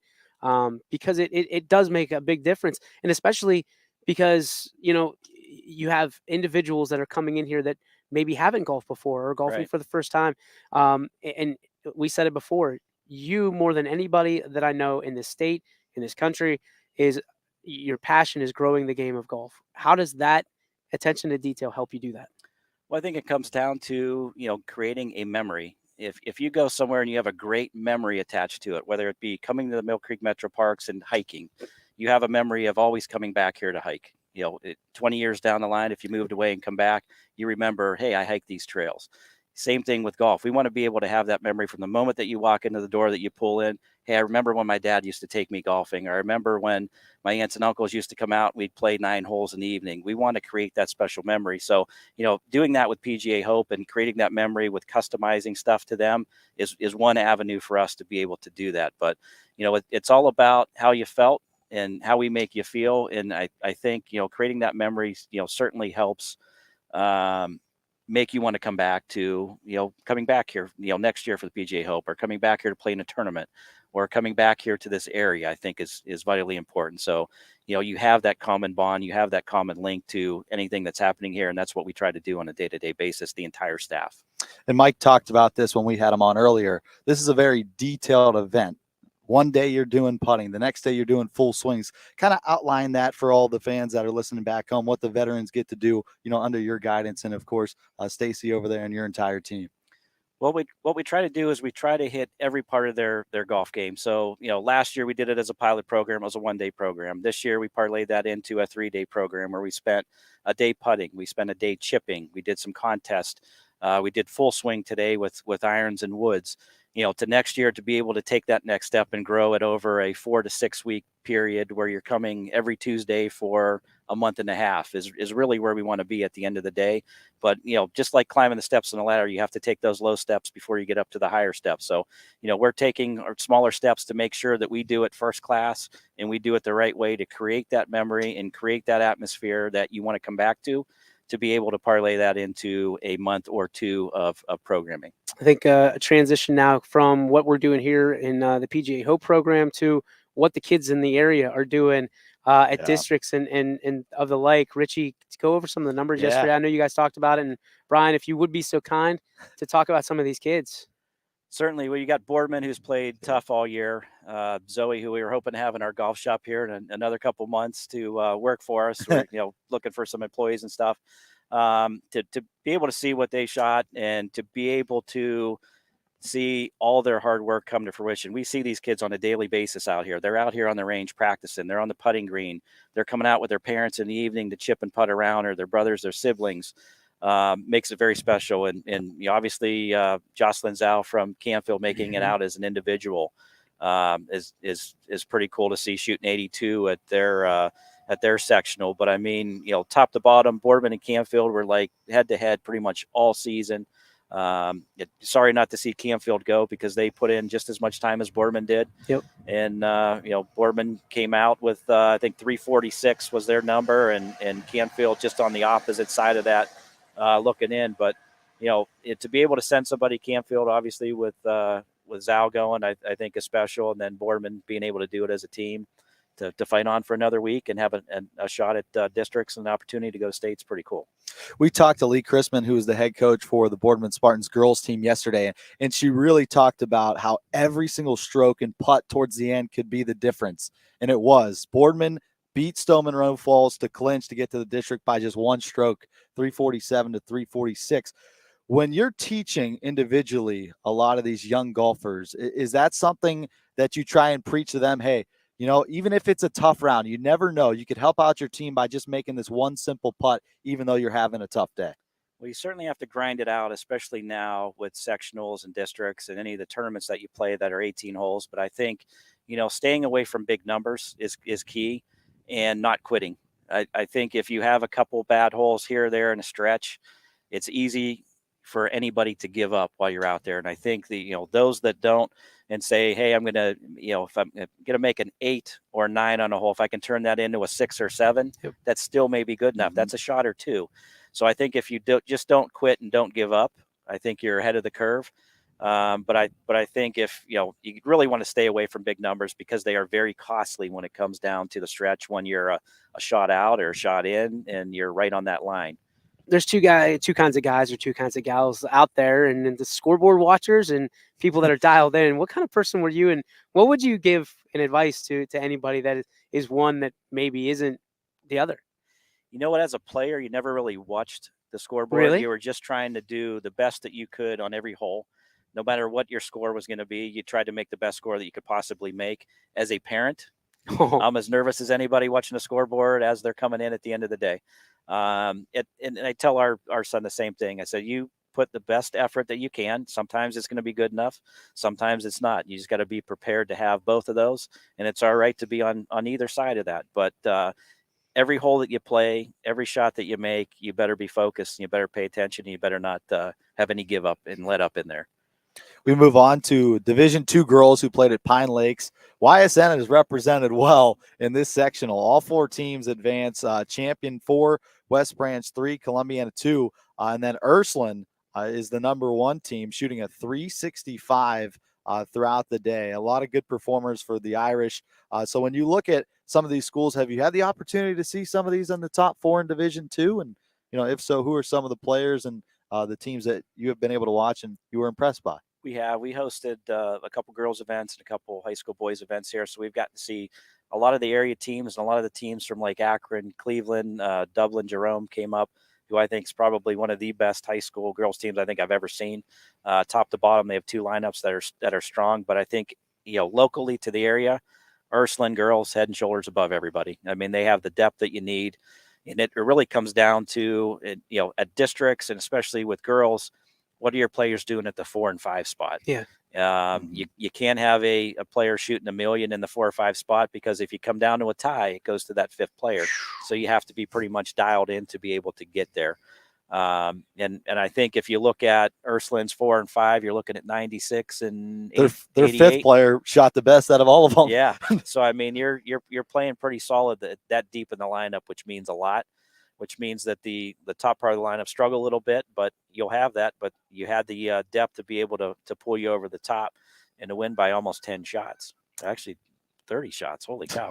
Whoa. Yeah, they won that's by 365. I thought it was 385. Yeah. But, top to bottom, I think Ursuline's played better than everybody in our area, and I think they have the most opportunity to go.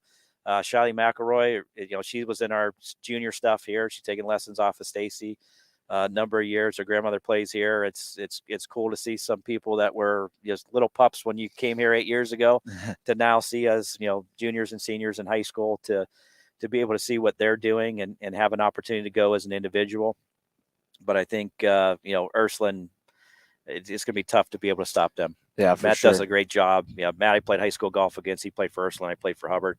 So I know him very well. And what he does for both the boys and the girls team there is pretty solid. You got anything else?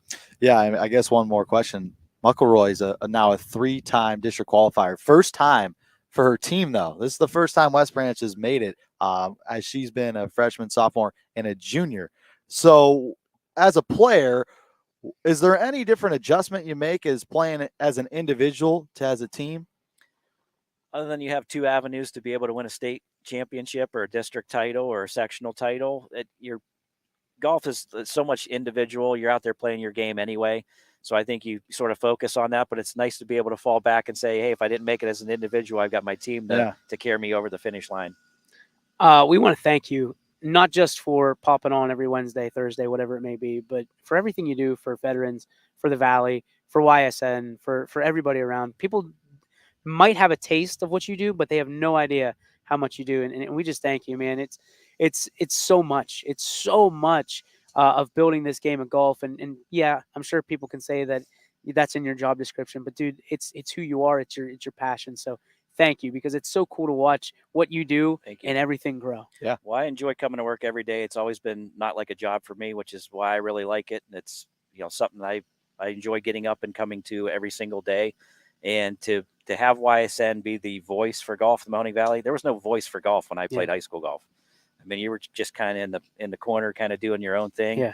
Now to be able to see, individual player interviews, coaches interviews, showing up at events, because you guys have been at some golf events. Yeah. It's been pretty darn cool to be able to see golf get the upper echelon that football and basketball and baseball and the rest of the sports get, because I think their athletes are just as good as the others across the board.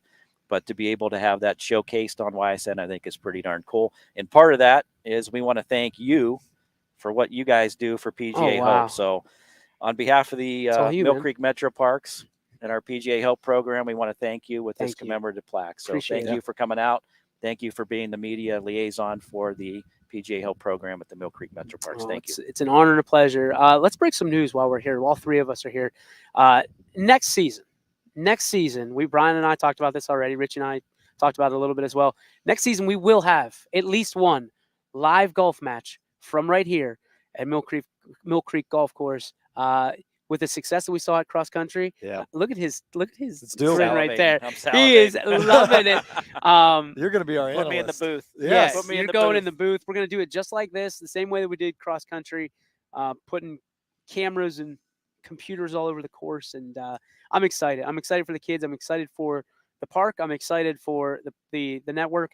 And I can't wait to do it, man. It's, I hope that the same luck that we've had with weather stays with us on that day, but we will do at least one from right here at Mill Creek, and I'm excited for it, man. Brian's a big reason for it too, because he believes not only what we do, but pushing the envelope, and he's been jabbing for a little bit. Oh, here we go. Chris Sigler says yes. He's all over it. Thank you again for everything you do, B. You know how much you mean to me personally and to this program, so keep doing what you do, and we'll help at every turn. Thank you. It's a team effort from our staff at Mill Creek, and we can't thank you enough. You got it. All right. We're going to send it back to, I was going to say the studio, but it's Anthony's bedroom. So, Anthony, we'll send it back to the Blue Zone. Yes, and while we are back, we were just talking about golf, and we can give you one result at least. Waterloo's Trevor Simons has finished his round at 10.5. He is shot at 81 in Division III Northeast District. And now the waiting game begins. When final results come, when you're done, you have to sit and you have to wait for all the other results to come in. Waterloo has 2 players competing today. So they are just Noah Hughes is still out on the course. Trevor Simons comes in with an 81. So we'll have to wait and see if 81 is good enough to get to state. We definitely hope that Trevor Simons is able to qualify. You either have to beat the top 3 teams, so Waterloo won't be able to reach the top 3 in the team. So Trevor Simons will have to be in the top 3 of players that are in non-qualifying teams. So if your team doesn't qualify, then you go the top 3 of individuals, and that's how you will qualify for state. So good luck to Trevor Simons as he anxiously awaits the scores that come in later on the day. We were talking to Boardman Boardman yesterday. They said sometimes that wait for Zoe had to wait like 4 hours before the scores came in when she was done. So Trevor might be in for a long wait to see if that 81 is going to be good enough to lock him into a trip to Columbus. We talked about it yesterday with one of the Boardman players. I believe it was Zoe Fick Mills that time. Right. Yeah, it was. When they had to wait 2 hours until they put the entire leaderboard up there and until Boardman knew that they were going to come away victorious and get to move to the district next Thursday. Where they're going to play a very difficult course at Brookledge. But, it took her 2 hours. So he's probably in the same boat where he's done. He gets to eat a hot dog and a hamburger and relax. And, hopefully everything goes well for him and that he's able to qualify. And it was so nerve-wracking because she said that when she was finished, Boardman was sitting at 7th. So they just had to patiently wait, and they saw that her name trickling up the scoreboard, up. And then when it was all said and done, they finished 4th. But that's got to be just an absolute gut-wrenching, just 2 hours of just, your future of a golf season is hinging on every score that comes in. I think it could go one of 2 ways. You could shoot really well and you could feel really confident about where you're at and you're comfortable and, you're having a good time relaxing. And then, you could be on the line where you're like, oh boy, we're on the bubble right now. Like Boardman was, we don't know if we're either going to get 4 or we're going to get 7. So there's definitely 2 different sides of that coin when you look at it. You could be comfortable shooting a nice 80-81, or you could be up there shooting 90 and you're kind of in limbo. Yeah, I think Trevor Simons 81 it's got to feel pretty good. That's right around his average. He's been shooting like that all season, so he's gonna be on the wait, and we'll also wait to see Noah Hughes score from Waterloo and all the other golfers that are golfing today. I know the West Branch girls are in action as well. We saw some live pictures come in from their social media page, so we'll wait for live scores from West Branch. And I look at a lot of these averages, and I'm just looking at the results from Salem Hills and Division III boys. I think that 81 is above average when you look at scores. You never know. You've had guys like Rocco Turner, who I'm going to highlight real quick, the junior, who shot a 72. Alex Eckstein, a freshman for Mooney, shot a 71 in the sectional to lead Cardinal Mooney, and they were second behind Mogador just by 3 strokes, so they qualified to go to districts as well. Dante Turner, another freshman who shot an 80. So, it'll be tough when you look at that score of an 81 to personally qualify. So hopefully he does, but you never know, because we saw on Tuesday that when they played the sectional, Canfield, their averages rose by 8-9 strokes. Right. Canfield had a tough day, and luckily their number 1, Jocelyn Zhao, was able to advance to district with that 82. But that's why, Boardman took advantage of that, and they were able to beat out Canfield and a couple of other teams for that district spot. But I think, when you're in districts as an individual, it might get even a little bit more hairy, because sectionals, you have a lot of good scores being taken up by the 4 teams that advance, right? But now in districts, you have a lot of other guys that just advance to districts as an individual from sectionals.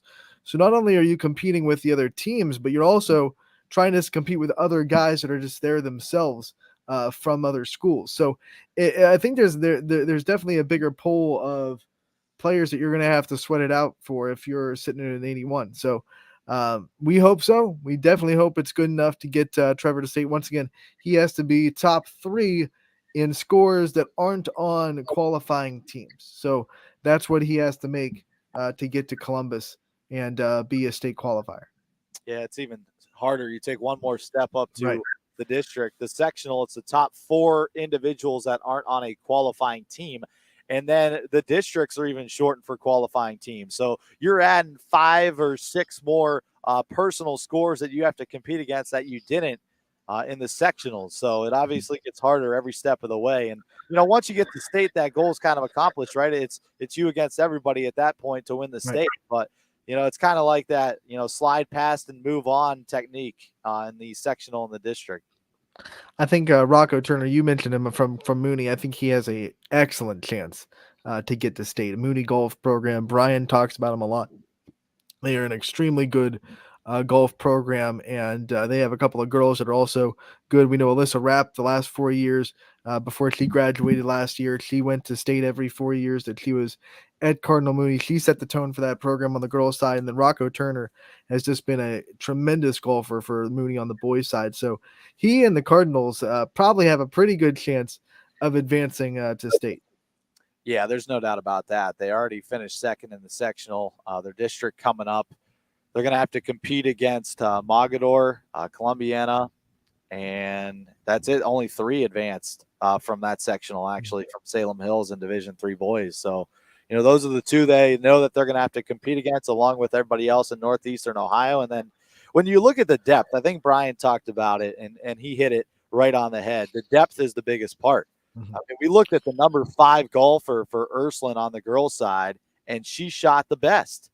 So when your 5 is shooting an 88 and your 1 shooting a 90, I think you're set for a good team score. And that's the same case for Cardinal Mooney, where their number 3 and Dante Turner, who's just a freshman, is shooting a low 80, a 40 on the front and the back. Chris Ziegler bringing up the fact that it's beautiful weather outside, so you're not going to see any golfers be affected by the weather. So really, it should be an even slate. The best golfers should be the ones that advance. And we talked about that yesterday in our coaches' corners and our player profiles with the wind and the adverse conditions you could face out here, especially in the month of October. You never know what you're going to get. It could be 30 degrees or it could be 60 degrees like it is today. Luckily, today for the districts, very little wind, so they don't have much wind to fight. It's calm, it's cool, and there's really no bad conditions, so it's a nice day. I would argue that you probably can't call yourself one of the best golfers if you can't make it through those conditions. Yeah, but I guess our greatest golfer, who we talked to yesterday, Rivera, when she played in the greatest golfer tournament, it was beautiful. It was sunny, and it was 85 degrees, I think. So absolutely, I guess in Northeast Ohio, at least. That's beautiful in Northeast Ohio. We take a lot of 85 days, as many as we can. Well, you're not playing in a lot of those adverse conditions unless you get to the district of the state. Right. And Brian told us last week that there was one state championship not too long ago where it snowed down there at Ohio State in late October. So snow is not out of the realm of possibilities either. Oh, the realm. Realm of possibilities. The realm makes its appearance back again here on Running Point. I was happy last week. One of the interviewees said it, and I was like, "It's because they watch Running Point." They do. They also watch Thor. Every single Thor there is on Disney Plus. Hey, it's not Thor: The Dark Realm; it's Thor in the Dark World. So they use world plenty of times too. Yeah, well, between you and Ty, you guys live in another realm. I want to bring attention to this real quick. Hubbard Athletics just posted this out there. Unless you've been living under a rock the last week or so, you know that there's some sad news coming out of Youngstown, out of Hubbard and Cardinal Mooney, and just Youngstown in general. Jillian Marion and Mark Polini were ultimately did not make it out of a tragic car crash over, was it the weekend? Yeah, in Indiana. So being that Hubbard is involved with Jillian, I believe she's a teacher there, and Mark went to Mooney. Obviously, with the Polini name, there's a lot involved there. He's coached so many different places. Hubbard and Mooney are playing a volleyball game on October 10th. It was already scheduled, and they're going to call it More Than a Game. Monday, October 10th, 2022 in Hubbard High School Gym. Mooney versus Hubbard, 5:30 JV, 6:30. They're going to do some pregame ceremonies. And from there, they're welcoming everybody. They're welcoming Cardinal Mooney, obviously, St. Charles students and Hubbard students as well. I think that place is going to be packed. I've already reached out to Kevin Hogue, the athletic director, and told him anything we can do, we're going to. This was such a tragic loss for our valley. More than people know about, more than people understand. And anything you could do to help, the cause or the families through this situation, I'm sure would be greatly appreciated. So, I'm sure we'll have it. We will respect their wishes. Anthony has it. Yep.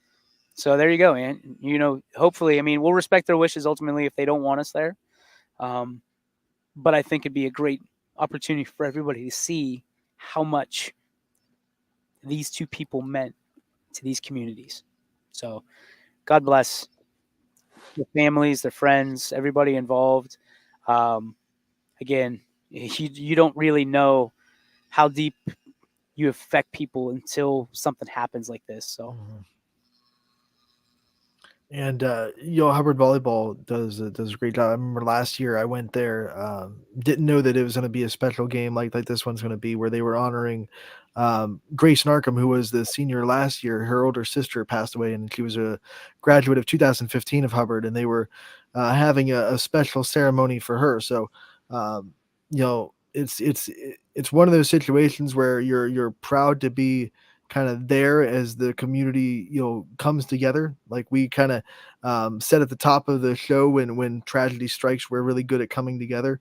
And it's one of those moments when you're there during those situations and during those ceremonies that you are able to take a step back and realize what these communities mean, not just to these athletes, but these students and these other members of the community. And it's just one of those humbling experiences to be in a gym or a field or a school when that kind of stuff is happening. Yeah, no doubt. It's sad. It's unfortunate. Mm-hmm. Let's take that beat and really quickly, we're going to preview what we have going on the slate tonight. As we have more volleyball and soccer, it is the last chance for these volleyball and soccer teams to improve their record before the tournament draw.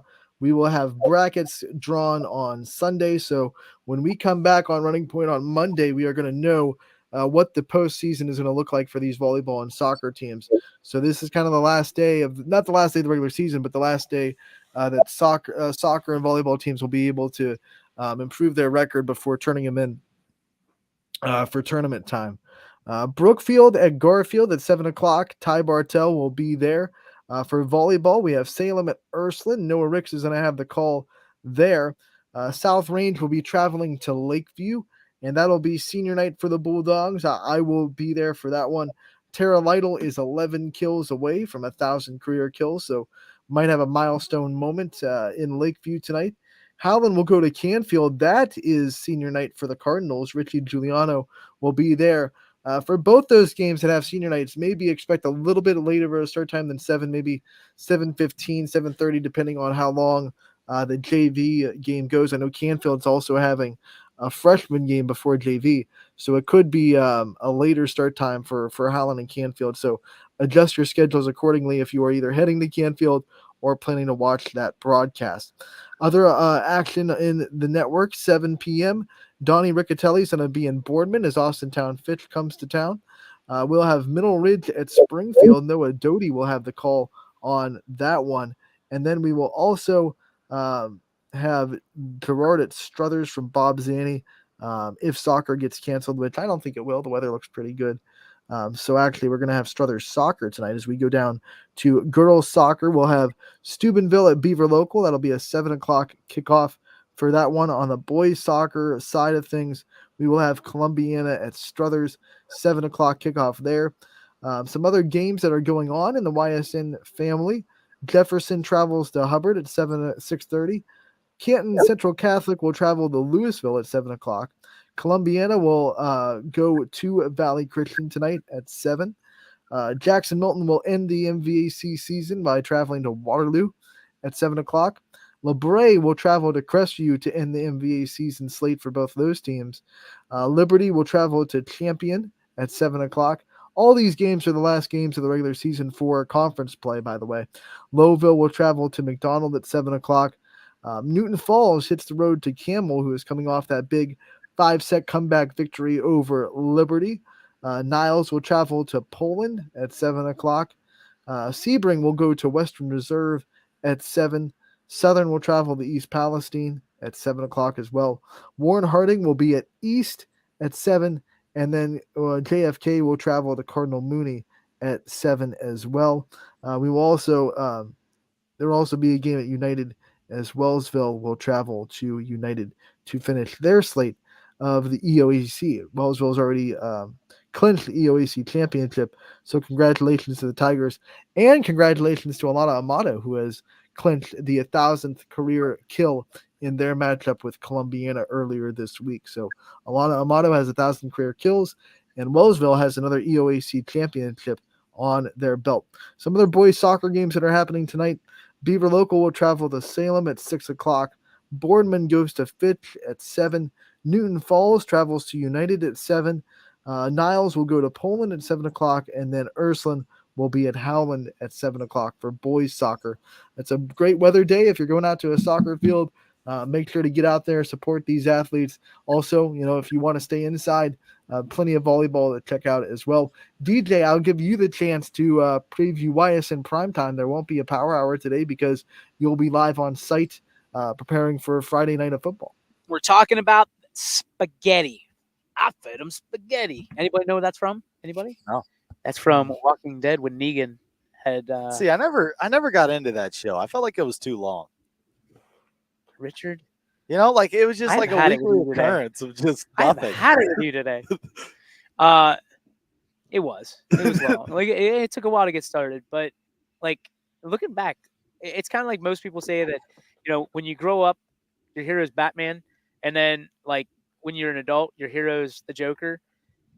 Now I'm like turning into like I understand the bad guys a little bit more. So the Negan character from Walking Dead, Carl was the main character's son, and he like wanted to mentor him because he didn't think that his dad was doing a good job. He goes, I fed him spaghetti. That is a long way around what I'm trying to get to, and it's the Spaghetti Bowl with Lisbon and Latonia. This week we got 2 trophies in the EOAC on the line. Almost lost it there. I'm doing a good job. If I don't say so myself. So there's a big game. You got Southern and Valley. You've got East Palestine and Columbiana for the traveling trophy, and the Spaghetti Bowl, which is Latonia and Lisbon. We're going to talk about the Spaghetti Bowl, and we're going to talk about the tradition. We're going to talk about I think we have 8 different people that we're going to interview today. So it is going to be a jam-packed show at 5 o'clock on YSN Primetime. Bill Stanton will join me, and I heard there's a drum line coming. Really? A drum line. They're pulling out all the tricks for you. I don't know if that's a good drum line impression, but like I'm going to do my best. We don't know. I'm not sure. We're not sure. We're just here for a good time. Go ahead. Go ahead. Knock yourself out. We won't stop you. Great. I just don't want to violate anybody. Nope. No, you're not violating us. We're actually on the air right now, but they're doing a PGA Hope right now, and all the veterans are on the course. Yep. Yeah. Yep. We're not responsible. Help You're yourself out. Yep. Anything goes here on YSN when you're live. Those people don't understand what we're doing. No clue what we're doing right now. That's my favorite part about being live on air, when people come up to you and try and have a full conversation with you. It's like, what do you think we're doing with these We headsets? are strapped literally to what looks like a nuclear bomb right now. And these people, I love it. No care. consequence. They're like, all right, cool. I'll go down with the ship. Is the driving range open? Yeah, driving range. What about the putt-putt green? Well, that is being refurbished. Yeah, there are 7 vehicles on it right now. I don't think you can go play putt-putt. But help yourself at the driving range. We're leaving, so you're on your own. Brian's gonna come out here. He's watching the show from his office. You're gonna see him full sprint Go across. Suns up!